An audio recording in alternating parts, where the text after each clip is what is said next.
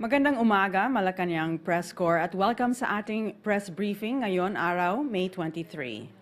May bagong programa ang Department of Social Welfare and Development kasunod ng pagkakalagda ni Pangulong Ferdinand R. Marcos Jr. sa Executive Order No. 27 o ang reorganization sa Interagency Task Force on Zero Hunger.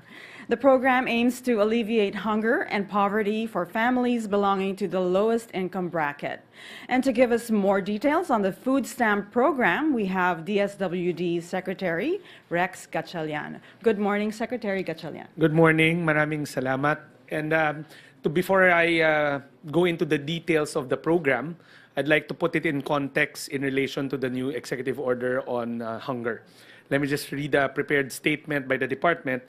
Magandang umaga. With the restructuring of the Interagency Task Force on Zero Hunger, we are assured of a stronger and more efficient system and mechanism to mitigate hunger and poverty in the country.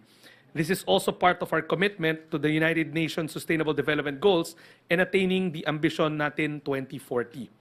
In line with this development, I am proud to present to you the Department of Social Welfare and Development's new program that will provide food augmentation to food poor families, also known as Walang Gutom 2027, the food stamp program. The program is anchored with the Philippine Development Agenda 2023 to 2028 of President Ferdinand R. Marcos Jr. in addressing both hunger and poverty, and more particularly with alleviating the incidence of involuntary hunger among the Filipino families belonging to the lowest bracket income as identified and stated in the recent DSWD List Tahanan 3. The Walang Gutom 2027 aims to provide electronic benefit transfers that will be loaded with food credits amounting to 3,000 pesos to purchase a select list of food commodities from DSWD accredited local retailers. The Walang Gutom 2027 intends to target the bottom 1 million households from List Tahanan 3 who belong to the food poor criteria as defined by the Philippine Statistics Authority. We believe that this program will properly address the gaps and assist its beneficiaries in attaining the recommended food and energy consumption needed for each member to perform their daily tasks and routines that has direct and indirect contribution to human capitalization and a direct positive impact towards nation building. In other words, by meeting the daily food requirements of its target beneficiaries, the said program will sufficiently mitigate hunger due to extreme poverty. Lastly, the DSWD hopes that through Walang Gutom 2027, the country will be able to combat hunger and achieve food security towards the realization of a zero-hunger Philippines. Maraming salamat. Okay. Open for questions? Yeah. Okay. Now we're open for questions. Ivan Mayrina, GMA 7. Sec, is this conditional? Yes. Ivan, when I joined the DSWD, we said that we want to recalibrate every single thing that we do there to turn it developmental. To make it developmental, 4 things has to happen. 1, it should be targeted. It's not a shotgun that everybody, even yung hindi nangangailangan, makakatanggap. We target those that need it the most. 2, it should be conditional. 3, it should be measurable. And 4, there should be clear exit mechanisms so that it doesn't turn into one program on top of another program. In the case of the food stamps, ang plano natin dyan, like I said, it's targeted because we've already identified the 1 million food poor families. These are families that do not make beyond 8,000 pesos according to the PSA, 8,000 pesos monthly. So that's the target side of it. It's conditional. Similar to other food stamp programs, there will be a work component to it. Ang argumento kasi ngayon, di ba, pag gutom ang isang individual, hindi siya makaparticipate, hindi siya makatrabaho. Kulang yung caloric intake. So kung hindi siya makapagtrabaho, hindi siya produktibong mamamayan ng ating bansa. So ang gagawin natin dito, we will supplement the family's intake so that they mawala yung feeling of hunger. Thereby, makahanap siya ng trabaho and thereby they become part of the workforce of the country. Ang condition nga doon is when you're signed up, you have to go to your nearest public employment office, get a certification that you are now being counted as part of the workforce. No matter what job it is. Alam naman natin, iba-ibang skill sets, iba-ibang angkop na trabaho. Pero ang importante, nagtatrabaho ka na. Okay. Pia Gutierrez, ABS-CBN. Sec, paano yung funding nito? Saan siya manggagaling? Because yesterday, the President said that the food stamp program is just still on the pipeline in partnership with the ADB. Tama yun. It's a very good question. Let me just step one step backwards saan nanggaling to. Remember, the President's dream during the campaign was to end hunger. Ang pangarap niya, walang Pilipinong pamilya dapat natutulog ng gutom. That's why we made this bold statement, walang gutom 2027. We want it to be the President's legacy that right before he steps out of office, wala nang Pilipinong gutom. As he evolves the economy into higher yielding jobs, we have to make sure that we're making the right human capital investment so that they can partake of those jobs that's being generated. Kasi diba, we don't want it to be a scenario wherein the President's evolving the economy, evolving the types of jobs that's being generated, pero 1 million Filipino families cannot partake of that fruit of that economic change. We want it to be inclusive. So, tama ka, it's still in the design stage because what's happening right now is we are working with the World Food Program, who has vast technical expertise when it comes to running food stamp programs worldwide. And then the ADB was kind enough to provide close to $3 million for the 6 months pilot that will run in the middle part of this year towards the latter part of this year. So this year, we're in the design and piloting stage. What does that mean? In every big, large-scale program, you don't want to launch it without studying it and going through the details. So they've identified 5 pilot sites coming from different geopolitical characteristics. Meron tayong in the Barm area, what used to be a former conflict area. 2, geographically isolated regions or provinces. 3, in urban poor settings. 4 and 4 will be calamity-driven, stricken areas. And the 5th will be rural poor. So we have to make sure that yung konteksto ng programa will be designed na naaangkop sa bawat lugar. Kasi what might work for one may not work for the other, but the general framework should be the same. Access to food, nutritious, delicious, and affordable food for every single Filipino family. So the remainder part of the 6 months, fully funded by grants from the ADB. That's why the President opened it yesterday in ADB, and we are thankful. The DSWD is very thankful to the technical support and grant support that the ADB has extended to us. So with that, sir, could you walk us through the timeline, sir? Kailan ang start ng pilot testing and when do we expect it to launch nationwide? Yeah. Well, first things first, we are in the design stage. As we speak right now, meron na tayong first draft ng design, and we will spend the remaining months of May and June in the design stage. We all know that the devil will be in the details, and we have hired multiple consultants in the department to take a second look at what's being designed para may check and balance. Noteworthy will be Professor Briones of PIDS, who is a known hunger and poverty expert. He has volunteered to jump on as a consultant of the department para whatever is being produced na design in those right shops will be given a second glance. I just don't have his first name. I call it Roel, I think, Roel Briones. Also, we are working with PSA's in-house poverty expert who is their USEC Dennis Mapa. He is helping us craft the concept there. So the remaining May and June, we will work with designing it. Now, July to December will be the pilot run for those regions that we've identified. We actually have the municipalities, but we just want to vet them properly. And then we have to also work with the economic team on trying to package the economic side of it or the financing side of it. So hopefully next year we get to do the run, the actual run. Early part, first quarter of next year. But we have to point out that we won't not also do it simultaneous 1 million. That's trouble waiting to happen. We have to do it in a progressive manner. We have to do the pilot at 3,000 families, 300,000 hopefully next year, it's the first run, another 300,000 right after, and then hopefully reach the magic number of 1 million on the succeeding year. But all throughout that program, we will continuously measure and we will keep on measuring the beneficiaries. Okay. Maricel Halili, TV5. Hi sir, magandang umaga po. Sir, paano natin masisiguro na sa pagkain lang magagastos yung 3,000? It's a very excellent question, and I will now borrow the President's line. We use food as currency. Meaning, the digital cards kasi that will be given to them, let me just point out that this is also in tune with the President's drive na digitalization. Baka iniisip natin, these are like your manual food stamps na mano-mano. No more. we're working with the WFP on a digital platform wherein they get tap cards. Now, the tap cards will not be loaded with money, but they will be loaded with food equivalent. Meaning, we also work with the FNRI family in crafting the program, wherein I created multiple baskets to choose from. So, yung baskets are always composed of 50% carbs, 30% protein, 20% fats. So, mamimili ka lang within the food group. So, let's say you go to an accredited partner retailer. You get to choose lang from a selected list of food items in that food group. So kung carbs, it's either rice or whatever you may have. So hindi to tipong cash na ibibigay natin. We use food as currency. I'm sure somebody will ask that, who are the retailers?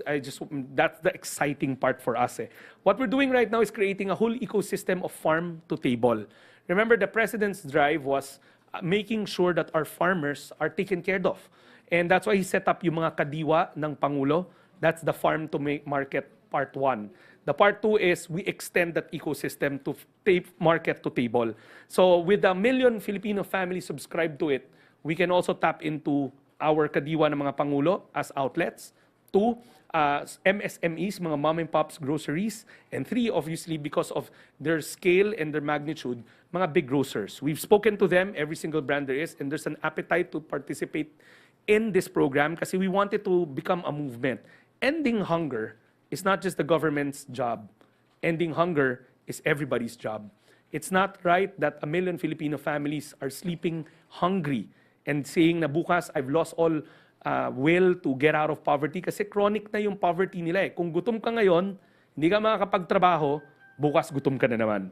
And the cycle keeps on going around and around and around. And sir, paano po natin malalaman kung sino sa kanila yung graduate na dun sa programa? Okay, 2 things that we will use. That's the measuring part. Remember, SWS and other outfits always run that quarterly hunger index na lagi nating na-feature. The recent one, I believe, was it went down from 11 to 9%. You can fact check me on that. I just don't have the detailed figures in my head. We will obviously work with our survey firms to make sure that we're gauging the right things. On another point, in the design program, the 4-year life of the program is 4 years because listahanan, yung ginagamit namin para sa 4Ps na mga proxy means tests, are run actually every 4 years. So we can gauge, after 4 years, we can see if may progress sa kanilang, in fact, as early as 2 years, we can already gauge it. If they're moving along as we want, moving out of the food poor category, hopefully into the poor category. We always say that poverty is a long game. Hindi naman natin kaya, we want to end poverty pero hindi natin kayang sugpuin ang kahirapan overnight. Pero may mga low-lying fruits like ending hunger. We've asked so many people and it's doable. As early as 2 years, you can start gauging it according to literature. But 4 years is the graduation point because we can actually use our tools ng listahanan to gauge. May characteristics yun remember sa proximin test, what a poor person looks like, meaning yung tahanan niya, ganyan. We will use the same gauge as well as the other methods being used by other survey outfits out there or research outfits out there. Sir, lasa lang. So, kapag sir nakasama na sila dito sa listahanan, hindi na sila pwedeng maging part ng ibang program? No, quite the contrary. We will use the same base, yung listahanan. Binaliktad natin, we got the 0, pinakamahirap, and looked for 1 million of them. Yung per capita nila is pinakailalim paakyat till 1 million is hit. And then, this will sound very technical, but this is the amount of effort we put into it. Working with PSA, merong food insecurity experiential survey, FIES ang tawag nila, FIES, Food Insecurity Experience Survey, if I'm not mistaken. There are characteristics also to what a hungry person technically looks like. So if i-filter natin yon, so we'll draw out the per capita na pinakamahirap from the bottom 1 million, and then isasala pa natin ulit dun sa filter that the FIES, that the PSA gladly gave us, para makita natin kung talagang yung person na na-target natin mahirap. Now, there will be overlaps. Kasi remember, 4Ps is not your anti-hunger program. 4Ps was designed to keep our children in school at an early age. At ang conditionality niya is the nutrition, the health side of it, to make sure that our children get the right barangay intervention sa barangay health centers nila. But it is not a hunger mitigation program. So this is actually complementary to it. There will be overlaps, pero hindi necessarily lahat sila the same. Because ang matatamaan dito malamang will be the poorest of the poor ng 4-piece, pero may mga mahihirap na wala sa 4-piece kasi they did not meet the condition. Wala silang anak, so and so forth. Okay. Nestor Corrales, Philippine Daily Inquirer. Good morning, Secretary. Secretary, how will the DSWD make sure that this food stamp program is sustainable? Where will the agency get the funds after the ADB grant for the pilot run? Yan, that's why we said it's in the design stage. The devil will always be in the details. We will get back to you. Number one, we are due to meet the finance managers of the government to explain the program to them. But off the bat, there seems to, and I cannot gauge it with absolute certainty kasi I belong to a different cluster in the cabinet. But ADB is very excited. They said it yesterday. They are very excited to work with us on this beyond the grant stage. And there's also appetite from our other development partners like World Bank. Diba? We've been working with them, the DSWD. They are also excited. They want to put in their inputs there. But more importantly, recently we met the UN resident coordinator, si Gustavo Gonzalez. And he said nga, there are other windows. We don't have to fund this solely by ourselves. There are multilateral windows out there that the United Nations can help us tap into so that the burden of carrying the program is not solely the responsibility of the Philippines. You have to remember, SDG 2, ending hunger, is a universality. The United Nations has been championing this. The President shares the same vision. So this is going to be a collaborative approach, multilateral in nature, not just solely by our own funds, but by the greater international community who wants to help us end hunger in the Philippines. Okay. Alexis Romero, Philippine Star. Secretary, so how do we ensure that we prevent leakages, especially sa list of beneficiaries, and ensure that only those intended beneficiaries will get those food stamps? That's why we're really spending a lot of time in the design and pilot stage. That's why itong remainder of the year, which is from now till December, we'll have to pilot and look at where potential leakages are. Siyempre sa design, sa papel, everything theoretically will look nice, but when you implement it, that's the time you catch the leakages. Leakages like what if they sell the food that they get? Yan yung mga bagay na that will be on the lookout for. That's why the design in the pilot stage is very crucial even for WFP. When they launched the same program in other countries like Mongolia, Indonesia, Vietnam, their programs were very successful. We also don't have to change the wheel, as the President told us. There are working models out there that we can copy, tweak a little so that we can adapt it to the terrain of the Philippines. But the design stage, again, is why we need to put time and effort. Hindi yung biglang nilaunch na lang. That's why we're spending so much months designing it and then piloting it. So how much is the total funding requirement for the food stamp program? Initially, we are looking at the first 11 billion for the 300,000. You can do the math. I just don't have the figures. But the total global, when it's running already, that should probably harp into 40 billion to include the administrative costs. But those are raw numbers. Please don't quote us on that. Kasi when we do the design and we do the pilot stage, may disclaimer ako lagi di ba? No, but that's the estimate of the department. That's the estimate. You can quote me on that. That's the estimate of the department. But when you run it in the design stage, you can see saan pa pwedeng mag-trim left and right. Because there will be economies of scale that we will try to exploit. Di ba? Remember, the kadiwa ng Pangulo is actually eliminating traders. So there are actually opportunities to be made there to cut costs. So the 40 billion is our rough estimate, the department's estimate. 11 billion, then 40 billion at its full scale. But when we actually finish the design stage, then we'll know the detailed peso and centavo. Okay. Alvin Baltazar, PBS. Secretary, magandang tanghali po. Secretary, kahapon parang medyo nabigla si Pangulo na parang wala pa pala tayong food stamp program dito sa Pilipinas. At sinasabi niya, effective yung food stamp program sa ibang bansa. Ano bang bansa yung mga nagpapatupad na ng food stamp program na sabi niya effective naman at magiging effective din ba dito sa atin? Marami. Actually, US is the prime example. They have the SNAP program. Indonesia, Most Latin American countries have it. In fact, in one of the Latin American countries that slips my mind, of all their social welfare programs, ito yung pinaka-popular. If I'm not mistaken, it's Venezuela. But Vietnam has their own program. Mongolia has their own program. Varying scale lang. But there's one commonality that I want to point out. It's really meant to protect the most vulnerable.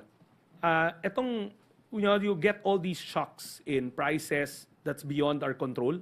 But with such programs, kasi you will be able to insulate them, making sure that the most vulnerable gets the protection that they need. I just want to also talk about the features of the program. Yung digital side of it is something that's new. So maaaring wala sa ibang bansa yun, kanila manual. So atin, it's going to be a rev-up version, staying in line with the President's directive of digitalizing, making social welfare easier. Tawag na namin doon, ease of social welfare.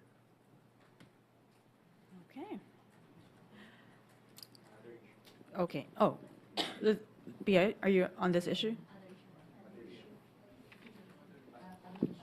Another issue. Ay, sir. Okay, Jonel Maribotok. Ay, sir. Ano na po ang ginagawang preparasyon ng DSWD sa banta ngayon na paparating na malakas na bagay, sir? Well, actually, pabalik ako ng department because we're supposed to meet our beat reporters there about the preparation. Pero since mga same outfit nyo rin yun, so saves us the trouble of doing it. Early on, we have prepositioned goods naman everywhere in the country. We have worked with Pag-asa on the modeling that it seems at this point, kasi it's very early, it's going to affect Regions 2, Regions 1, all the way to Batanes. But again, sabi nga nila, the path can change, but malaki siya eh. So what we've done is we've augmented the stockpiling of food packs up north. Right now, ang average kasi nila will be at around 30 to 50,000 in those two regions independently of each other. Naka-preposition na yon. But we're doubling it up. The goal there is to double it before the end of business tomorrow. We've already started mobilizing as early as this weekend. So the food packs will be there. And then our field offices are now tasked to work with the local government units to see to it that the local government units in those areas that may be affected know that the logistical support of the DSWD is around. Kasi alam naman natin na the first line of defense will be the LGUs, but DSWD has the mandate for response. Sir, do we have enough budget para... We do. The Quick Response Fund of the national government will kick in naman. Remember, in the Quick Response Fund natin, part niyan is preparedness, making sure that handa tayo even before the storms come in. Sa DSWD, we have a full department doing disaster response. It's not a one-shot deal na pag may bagyo lang dumadating. All year long, they do these type of stockpiling activities, identifying. When I was signed up, we were talking about hub and spoke. We're trying to expand our warehouse system. That's what we're trying to do. That's what we're utilizing now. The warehouse system ng LGUs or ng national government or ng mga national government agencies. Pinupuno natin yun all year round kasi hindi lang naman storm ang binabantayan natin. May mga iba pang sakuna na maaring dumating. In a regular day, hindi lang siguro napipick up ng media, na we respond to small-scale calamities, man-made or natural, fires, mga skirmishes, conflicts. So we do those, pero day in and day out, that's part of our mandate. Okay, Kathy Valente, Manila Times. Yes, good afternoon, Secretary. Sir, the DSW has issued po a cease and order desist against an orphanage sa Quezon City for alleged violation of law against child abuse, exploitation, and discrimination. May we get details po, ilan batang affected? Yeah. Is this an isolated case or may other orphanages pa tayong tinitignan? Okay. Glad you asked that. Isa pa yan sa mga, baka pagdating ko doon, sabi nila, hindi na nila ako kakausapin ng mga beat reporters kasi ng DSWD kasi sinagot ko na ng sinagot dito. And I promised them, una pa naman sila. Anyways, we are referring to the account of Gentle Hands Incorporated in Quezon City. Yes, we did issue a cease and desist order on the following grounds. Number one, as early as last Friday, I personally got complaints on the living situation inside the orphanage. There are 149 children inside. I personally went to inspect and see it firsthand kasi nothing beats me looking at it. 'Di ba? Mahirap yung to rely on reports lang, written reports. So on a Saturday, I brought our team in the Standards Bureau together with our resident social workers to do our spot check. Remember, mandate ng DSWD na since we're regulating these social welfare development agencies, whether they're care facilities, responsibilidad rin namin to always monitor them. And spot checks, as long as may registered social worker, is allowed. So I went with our social worker Saturday afternoon at around 5 p.m. I myself saw the following things. One, the upkeep was not your most ideal. Nakakalat yung basura. Two, ventilation was an issue. Kasi ang nangyari dito, they overcapacitated the orphanage. It's a privately run orphanage. 80 lang ang rating niya, but they were running at 149 or 150 plus. 149 actually to be exact. So there, right there and there, maling-mali na yun eh. And the worst part of it all is we saw the fire exits and they were sealed or may mga grills. And that was not acceptable to us. That's a walking fire trap. So those are the three things. And one of the things that struck me, so it's overpopulated kasi they're running it beyond their allowed occupancy. Two, there are fire safety concerns. Three, the hygiene or the living standards are not to the standards of the department. And then four, more peculiarly, sa akin to, and this is what I saw, when I walked in kasi, there was a security guard, our social workers introduced themselves. We are social workers, kasi di ba sa spot check rules, dapat may social worker na kasama. I surely am not one. So, but you are deputized na sumama with the social worker. The guard initially said, hindi pwede. Kasi wala raw doon yung mga house parent, wala doon yung mga persons of authority, wala doon yung mga social workers nila, which is a no-no in such facility. Dapat at any given time, at alam to ni Daphne because she was a UNICEF champion, there should always be a social worker or a house parent inside.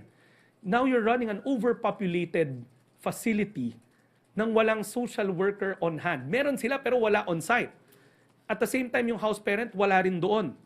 And all they had were, if I'm not mistaken, kaya ayaw ko papasukin, they only had 5 kasambahays who could barely answer. But you were running 149. So, it's a recipe for disaster. What if an accident happens and the fire exits are sealed? Diba? Right there and there, mali na nga kasi the ratio of adult supervision or professional supervision to the population, lagpas-lagpas na eh. But what struck me as something peculiar was, nasa door ako and ayaw ko papasukin, so the social workers had to explain to the guard and to the kasambahays kung sino kami. A unsupervised white Caucasian male just walked out of the facility. So, ang point ko, if it's unsupervised, kasi ang reason bakit daw wala bago ako pumasok, kasi wala raw doon yung mga house parent, wala doon yung mga guardians, wala doon lahat. Eh bakit merong adult, male, Caucasian, just walking freely unsupervised? How do I know it's unsupervised? Kasi that's the same reason to me eh. So we finally got in, they escorted us in, and true enough, wala yung mga house parent, wala yung mga social worker. Then later on, dumating yung resident psychologist nila, child psychologist nila, then we engaged them. Ask questions, so and so forth. But sa akin, more than anything, the cease and desist order is anchored on our parent of the nation doctrine. We are supposed to take care and protect those that cannot protect themselves, especially children. So that's why we move for cease and desist, but giving them 20 days to answer our findings and also to fix whatever they need to fix. But in the interim, we have to protect the children. Now, as we speak right now, our social workers are on site to make sure that we work with the children, that they are properly handled. Diba? Siyempre, you just don't pull out. Our social workers know the protocol. So bottom line dito is, we are exercising our power to protect, to stand as parents of the nation, in this case, the parents of the children, because the child's welfare, well-being is the primordial driver of our social protection mandate. Ang importante sa amin is maprotektahan yung mga bata. Okay, one last question. Pia Gutierrez, ABS-CBN. So sir, pag hindi po naayos itong mga issues na to, anong plano natin dun sa mga bata? Well, there are protocols in the department. No, the kids will now be moved to our care facilities. Even in the 20 days, you cannot keep them there. Because nga may mga imminent danger findings na kami. Kasi tinatanong daw sa amin, ba't ang bilis? Precisely, dapat mabilis. Because there's imminent danger. And we have to make sure that children are protected. Hindi na kami mag-aantay na may masaktan pa bago kami gagalaw. These are regular programs that we did. When I took the helm of the department, we had to evaluate every single program, not just our social protection program. We had to evaluate our development programs. We had to evaluate everything. Siyempre, bago ako eh. So I want to take stock of what we have. And it so happened that this is one of those na nakita namin na issues that we have to address. So mas magandang tanong is, ano mangyayari dun sa institution if they don't get to correct the issues? Then we have to go through the accreditation and the licensing issues. But for now, the main goal is to protect the children. Okay. Wow. Thank you so much, Secretary Rex Thank you. Gatchalian, and thank you, Malacañang Press Corps. Have a good afternoon. Thank you. Oh, that's pretty heavy. So are you doing that? It's precautionary. Like, are you doing it with other?